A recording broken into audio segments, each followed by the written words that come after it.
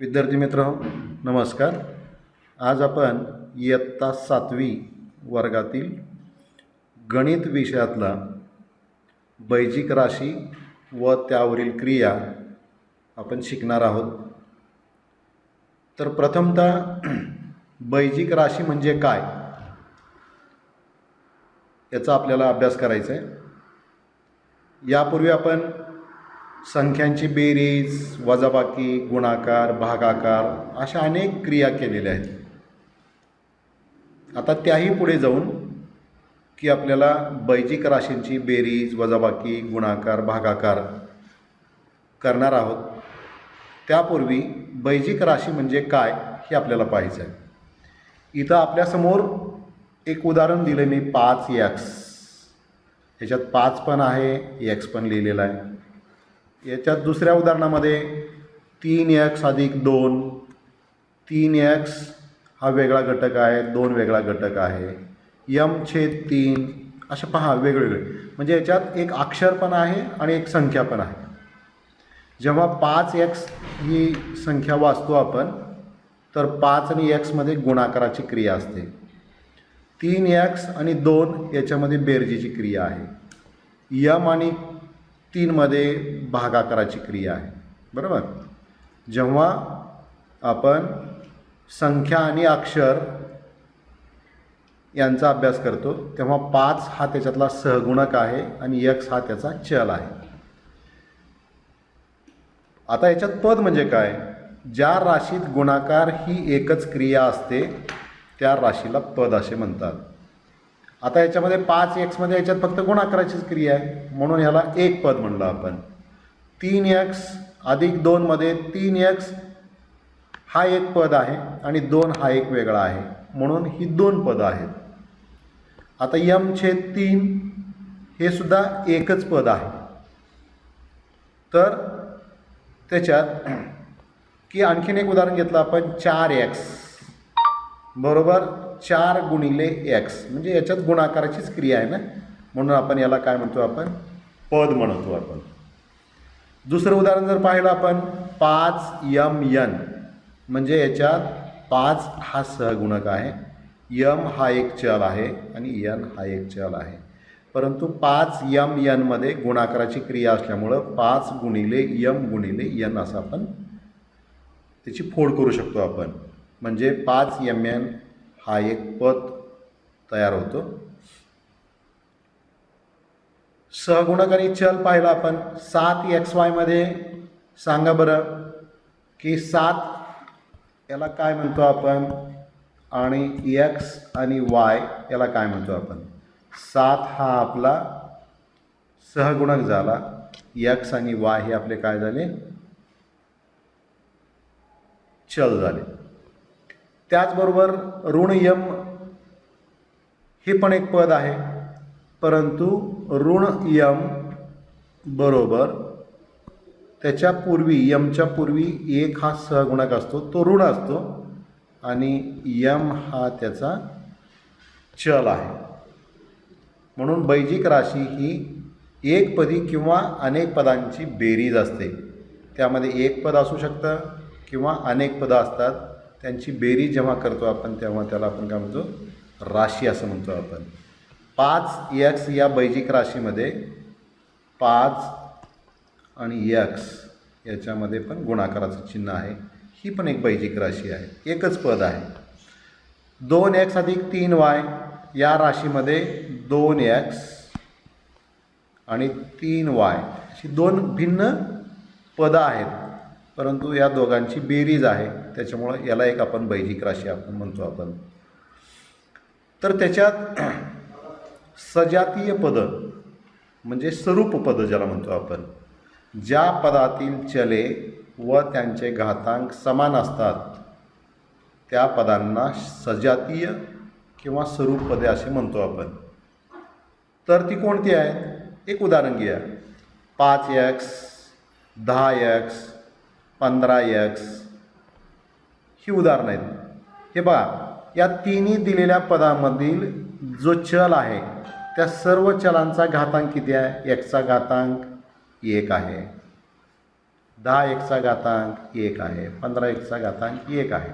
म्हणून ही जी दिलेली पदं आहेत, ही पदं कशी आहेत आपली सजातीय पदं आहेत. आणखीन एक उदाहरण घेऊया आपण. 3 यमचा घातांक 2, यमचा घातांक 2, यमचा घातांक 2/2. यामध्ये सुद्धा जे चल वापरतोय आपण, यम हा चल वापरलेला आहे, तर या सर्वांचा घातांक किती आहे 2. म्हणून आपण याला सजातीय पदं म्हणाले. त्यानंतर विजातीय पण पदं असतात. विजातीय पदं म्हणजे कोणती? ज्या पदातील चले व घातांक भिन्न असतात त्यांना विजातीय पदे म्हणतो आपण. ते भिन्न आहेत म्हणून ते भिन्न रूप आहेत त्याचे. उदाहरणात जर घेतलं आपण, पहा एक उदाहरण घेतलं आपण 3x, दुसरं पद घेतलं आपण 4x चा घातांक 2y, परत 5x चा घातांक 2, 6mn, 3m चा घातांक 3. म्हणजे प्रत्येक पदातील जे काही चल वापरलेत आपण, प्रत्येक चलाचा घातांक हा वेगळा वेगळा आहे. म्हणून याला आपण कोणती पदं म्हणतो? आपण विजातीय पदं म्हणतो आपण. तर त्याच्यात बैजिक राशीची पदं जे कोणते प्रकार कोणते आहेत ते पाहिजेत आपल्याला. तर त्याच्यात एकपदी म्हणजे ज्या बैजिक राशीत फक्त एकच पद असते त्याला आपण काय म्हणतो? आपण की एकपदी असं म्हणतो आपण. म्हणजे फक्त गुणाकाराचीच क्रिया आहे 4x, याच्यात एकच आहे फक्त पद, म्हणून याला आपण काय म्हणलं की एकपदी असं नाव दिलं आपण त्याच्यात.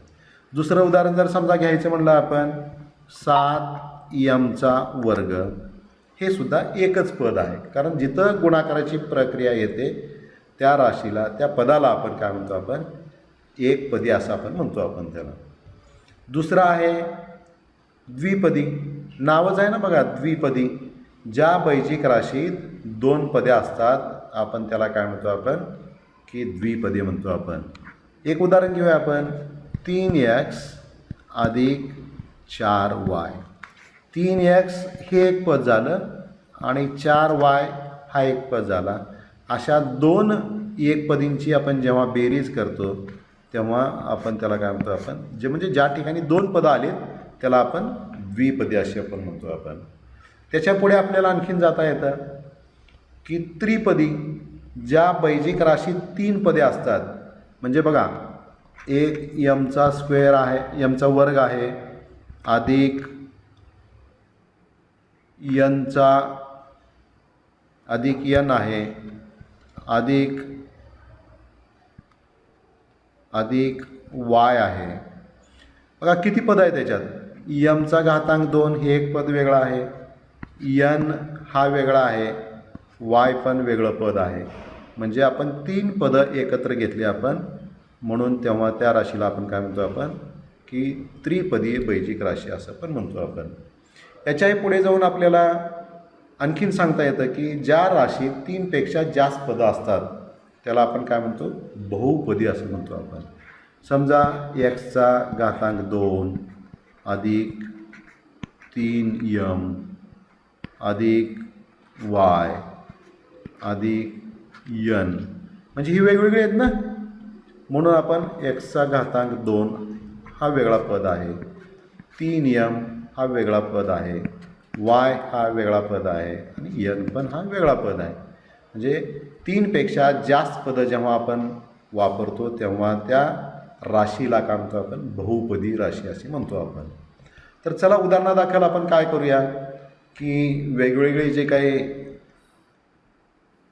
एक मूल्यमापन करूया आपण की आपण हे जवळपास एक 6 ते 7 आपण काय घेतलेत? पद घेतलेले आहेत.